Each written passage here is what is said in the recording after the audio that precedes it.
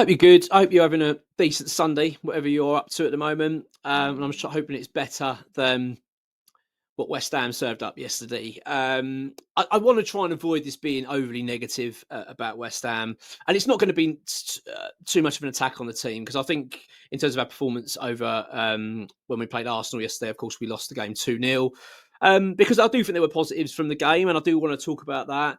But I'm going to be honest, I'm really, really losing my patience with a couple of players in this team, in particular Lucas Paqueta, actually. And I really want to talk about him sort of predominantly, and Nicholas Fulkrug as well in this. But I want to start with talking about the game itself, because I don't think it's fair to sort of try and, well, it's not fair, I think, to lay it as if it was a terrible, dreadful performance from West Ham and be angry at the manager or anything like that, because I don't feel like that. If anything, I think there was actually positives to take from that game. Although it was an easy win, I felt, for Arsenal overall. I don't think we really laid the glove on Arsenal at all yesterday, which was a real shame. But I think it was to be expected in a sense. I think that Arsenal have just look so dominant this season. They're looking like champions at the moment. They're playing like champions. They're just so well drilled. They're so driven. They've got so much quality, and it was hard. It was a really hard day for us. But I think there were some positives to take from the game. So I do want to make that clear, right? I think the positives to take from it, that I felt that we look really well organised. I think we're starting to look like a team that's hard to break down. Bearing in mind, Arsenal, when you think about when they first scored, obviously Rice getting the first goal, I think up to that point, I thought we looked pretty organised. I think pretty good. I think that the shift in the game possibly came from the injury. Odegaard, I think there was a bit of a shift at that point. We struggled after then, but we really struggled to lay a glove on Arsenal all game. But Arsenal, they've just got so much quality. Look, and I don't want to take anything away from them. At the end of the day, they deserve to win. It was a comfortable afternoon for them. But I actually thought by and large, I thought we defended well. I think we looked pretty good, especially from set pieces and corners. We looked better organised. So I think there was certainly some positives to take from that game.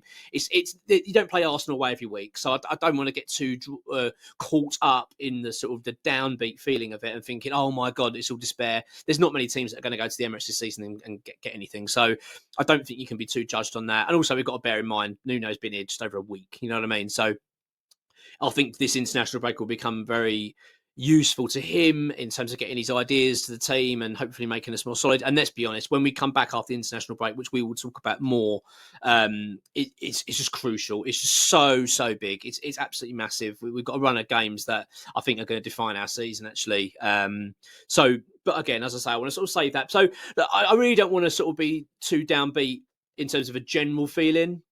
But I've got to be honest, I'm starting to lose my patience, actually, with Lucas Paqueta. I feel like for the last 2 seasons, we've given Paqueta quite a free pass, really, because of what was going on with the betting allegation stuff. I think there was sympathy, a lot of sympathy, certainly for myself, many West Ham fans, towards him in terms of his performance levels. I feel that we could sort of say, well, he's got so much going on. It's so difficult for him. He's trying to balance what's going on in the back of his mind and with his life, of his career on the line, all that kind of stuff, and then trying to perform on the pitch. It's very difficult. So I felt that over the last 2 seasons, by and large, he's been really disappointing. Don't get me wrong, we've seen moments of magic. We still get them occasionally. But like many, once the not guilty verdict came through with Paqueta, my feeling was that we were going to now see Paqueta flourish. The shackles off. We're just not seeing it. We're just not seeing it. And I think it needs to be said that we talk about Paqueta in such a high light in terms of West Ham in general. I think by and large, I think he's got a lot of love from West Ham fans, Paqueta. There's not many that give him much criticism. I think he gets, as I say, I wouldn't say free pass. Certainly for the last 2 years, I think he's had a free pass. But I think by and large, most people will always point to, what a quality player is. And also, we think of that final, the ball that he played through to Bowen. And there have been moments of magic. But I've got to be honest, and I look at Paqueta and I don't see this superstar that we sometimes feel like he's labelled as. What a stunning player and it's amazing. I think for someone that has got that ability, I think he disappoints far too often. I think he's anonymous in a lot of games. I think for games that he should be trying to dictate, I think he just goes quiet. And I'm still getting to the stage now where I'm really losing my patience with it all with him. He, you know, at the end of the day, he's playing a number 10 role now. This is his kind of prime position. He's been given freedom to roam. He's a player really. He should be flourishing now at this level. Now look, I appreciate he's playing against Arsenal, right? But I'm kind of talking a bit collectively here. But yesterday's performance, I thought against Arsenal was really poor. He looks so half-arsed most of the time when he's in possession. The amount of times he gives the ball away, a sloppy passing, and as I say, like sort of like just not caring enough. I'm just sick and tired of it. I really am, and I feel like a lot of the reason, and there's a lot of reasons West Ham are where we are at the moment, and we know it comes from the very top, all right? So, but I'm talking now purely on the football pitch. We have got players on that pitch that have got incredible amounts of ability. You know, there are players on that pitch that could go and play at the very top of this level. You know, you've got the likes of Jared Bowen. All right, I don't consider Paqueta in that bracket, but they will certainly be. Man City certainly felt that he was a player that could go and play at the very top level. He plays, you know, he's a main starter for Brazil, for God's sake. But where do we have, when do we ever get to see that from all these players at West Ham? Really, when you put hand on heart, when do you really ever? This I mean, not to feel like I'm attacking Paqueta here, but I know that effectively I am. But hand on heart, when can you really go back and say, God, those games at Paqueta was absolutely sensational when he absolutely ripped it apart? And honestly, I could count them on one hand. I'm getting to a point where I feel like you've been here now, I think 4 seasons we're now talking. 4 seasons, and it's just, well, what are we getting out of this? What are we getting out of this? Because this is a guy that carries a lot of weight in terms of finance. You know, he's on higher wage. You know, we've spent a lot of money on. We've been through hell, really, in terms of him and this whole betting allegation. And look, he's found, you know, it's not his fault, for God's sake. That happened and it's gone. But I don't think that what West Ham are getting back from Paqueta is enough. I just don't think it is. I think it's disappointing what we're seeing week in, week out from him. I'm tired of this sort of every now and again you get a moment of brilliance and it sort of seems to, oh, look how wonderful, brilliant Paqueta is. But really, you know, the rest of the 80% of the time it's crap. And I think yesterday's performance from him, it just, I feel like for me personally, it's enough's enough now. Like, I'm tired of the excuses for you. I'm tired of this pandering around at the fact that, oh, but he's such a brilliant superstar, he needs to be a starter. I think he needs to be dropped. I really do. I think Nuno is coming to this club now. We're seeing how ruthless he can be. I'm really impressed with the substitutions he made in terms of bringing on Potts and Marshall. So I do think there's some really good signs in regards to Nuno going forward. I've got to be honest, but I think he's got to deal with this Paqueta situation now. I don't think Paqueta can keep playing just because of the name on his shirt or the wages that he earns or the fact he plays for Brazil. I think he's just got to play him now based on form, because based on form, he is not a starter for this team. He's not good enough. He doesn't influence games enough. And I'm just losing my patience with it all. I really am. Yesterday's display against Arsenal. These are the games, right? These are the games with the likes of Paqueta, Fulkrug as well, which I'm going to come to in a minute. These are the games that these guys need to be stepping up and showing how good they are. I mean, how many? I mean, we talk about managers, right? We talk about the frustrations we've had with managers. We talk about Lopetegui. We talk about Potter. And, you know, Nuno's now come in, and we talked about Moyes. But I mean, how often are they let down by these players? I've said it a few times before that I feel like the big players don't step up enough. You know, like I don't. I think they're going hiding. And yesterday, I felt was a prime example of that. I felt that was a prime example of playing against an Arsenal side, which, look, Arsenal were comfortably won, all right? Comfortably won that game, right? But let's get it straight, right? Arsenal, for the first half hour or so, they weren't that great, really. I mean, we sat back, right? We were playing the mid-block. We were playing the system that we were set up to play, which is to try and absorb the pressure and counter-attack. So I've got no problem with Arsenal having the ball. But Arsenal weren't really creating much. It wasn't like Arsenal played sensationally well. They just all comfortably beat us. But that's what I'm saying. They're the games when the likes of Paqueta need to grip hold of the game and go, do you know what? I'm going to make something happen here. I'm going to show everyone what a superstar I actually am. And I tell you what, we just don't see it enough. We do not see it enough. And I'm getting really, really tired of it now because, as I say, I felt like for the last 2 years, we have parked that effectively, especially with Paqueta. We parked it. And sort of gone, well, he's got a lot going on. He's got a lot going on. There comes a point when that has to stop. And for me, that has stopped now. You can't keep saying that he's got a lot going on. The guy needs to be started to bloody earn his way, really, at this club and start showing what he's worth. Because ultimately, we could have sold him to Villa and got Harvey Elliott. And I've got to be honest, after watching this stuff, I wish we'd have done it. Because I'm getting really tired of these half-assed approaches to games and these poor performances from him. I really am.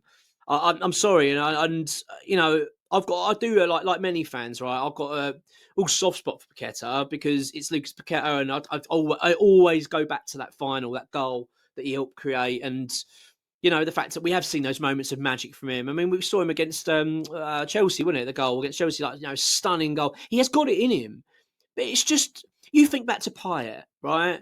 And I know that's a harsh comparison, but it shouldn't be too far different, right? Really?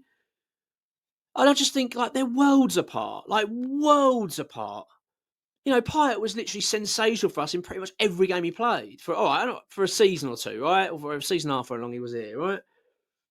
I mean, Paqueta's like I feel like it's one in what 6, 7 games maybe you see a really good performance from him, and even then when they're really good, they're not like sensational. They're just decent performances. I don't knock his work rate. I don't think his work rate's bad. I think he seems to pull his weight around the pitch. He always tries to get stuck in and what have you, and he's winding up players and he does all that stuff. But in terms of dictating a game and really grabbing it by the scruff of the neck and going, do you know what? I'm going to make things happen. Because that's the thing with Paqueta. He can do that. That's the bit that frustrates me. You've got that player there that can unlock, that can make things happen. Because if he's purring, if he's up for it, it just brings others into the game. They start purring, they start getting into it. The fact is, he just can't be fucking arsed. Every time I watch him, he's just wayward passes going anywhere. He's putting his arms up in the air. He's like, and you just sit there and think, what are you doing? I'm sorry to be so miserable, but it has pissed me off. And I've got to be honest. Yesterday, I was thinking to myself, prior to the lineup, that I wanted to see Paqueta drop. Really, I wanted to see Fernandes in his role because I just felt that would have been a better option. That was kind of what I wanted to see deep down. I thought, I wonder if that's what happens. But no, Paqueta was played, and I thought, and that's why I kind of went into it when I started watching it. I thought, go on, Paqueta, let's see you now. You've got the new manager at the dugout. You want to surely impress. You know, you're up against Arsenal. You're up against the team that are fighting for a title here. Go and show them how good you are. Go and show what a stunning player you can be. And we just got the complete opposite. And I'm becoming really, really exhausted with it. Really am with him. I think he deserves dropping. I think he's had more than enough time now to prove his worth. And I don't think we are seeing the player that we're supposed to be getting. He's on a seriously high wage at West Ham. He's one of our most expensive players. In fact, I think he is, isn't he? I think Paqueta is our record signing. I just think it's not good enough. When I watch West Ham too often, you wouldn't point at Paqueta and go, "That's your most expensive player." Cool, you can tell he's a Brazil star. I don't think you can. I think most of the time, I think. In fact, I'd say since Fernandes has rocked up, I think Fernandes has looked better. And Fernandes is still young and still learning his trade and making mistakes. And I think he's performing miles better than Paqueta. So that's my thoughts on him. In terms of Nicholas Fulkrug, well, I don't know really what's going on with him. I think it's been a bad signing overall for West Ham. Like many, I was hopeful this season for him. I thought in pre-season he looked lively. I think he's looked in good shape in terms of pre-season. He came back, looked a bit trimmer. There was talk that he was really hungry, really wanted to. This was it now. He's over his injury issues. He really wants to hit the ground running. We're just not seeing that. I'm sorry. I'm not seeing any of that from him. I don't see a hungry player that's desperate to prove himself and in good form. I just see a guy that he looks like the guy that wants to go back to Germany. That's what I'm seeing week in crowd. He was terrible yesterday against Arsenal. He was terrible. He was bullied. He was nowhere to be seen. I just thought, I genuinely, there was one part in the second half, and when he brought the ball down, the ball came into him long, and he brought it down to his chest, and he literally looked up and he squared it back. And I think he brought it back to, it might have possibly been Magassa. And I remember thinking that's the best thing he's done all game. That's literally the best thing he's done all game. And that was, I think, before Magassa came off. So, yeah, I honestly, I'm really, unimpressed with him completely. I think there's a lot of the players in this team need to seriously look at themselves in the mirror. I really do, and start realising that they are not performing to the level they need to be at West Ham. It's just not good enough. Not good enough. I'm disappointed in yesterday. As I say, not as a collective, not as an overall, because it's not like I walk away thinking, "Oh my god, I can't believe we didn't get anything at Arsenal," because I wasn't really expecting to. I sort of thought maybe we'll go and grab a point. You never know. You never know with West Ham, especially at that ground. But Arsenal fully deserved it, so I'm not taking anything away from them, right? But I'm really getting sick and tired of these so-called big players for us that just aren't performing.